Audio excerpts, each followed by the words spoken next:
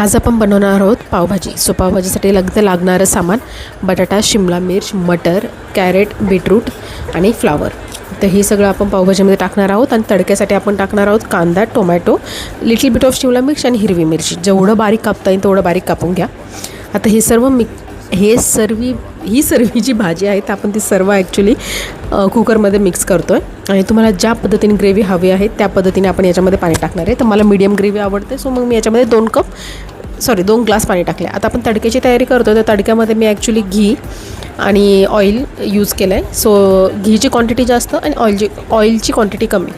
एकदा ह्या पद्धतीने तुम्ही भाजी ट्राय करून बघा आणि नाही आवडली तर मग मला सांगा. ॲक्च्युली आवडली तरी सांगा.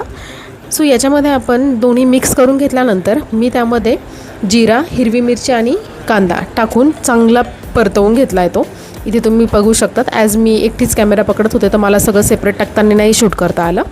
आता यामध्ये तुम्ही ते ॲड केल्यानंतर चांगलं परतवून घ्या. आणि त्याच्यानंतर तुम्ही याच्यामध्ये जी शिमला मिरची तुम्ही चिरून ठेवलेली ती आणि टोमॅटो दोन्ही मिक्स करून टाकायचं आणि याला चांगल्या प्रकारे परतवून घ्यायचं. आता धना पावडर, मिरची पावडर आणि पावभाजी मसाल्यामध्ये चिंगूपणा करायचा नाही.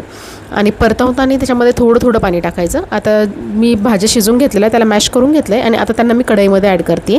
हे झालं कढईमध्ये ॲड करून इथे तुम्ही मीठ टाकून द्या आणि सर्व मिक्स करून घ्या आणि बटर टाका.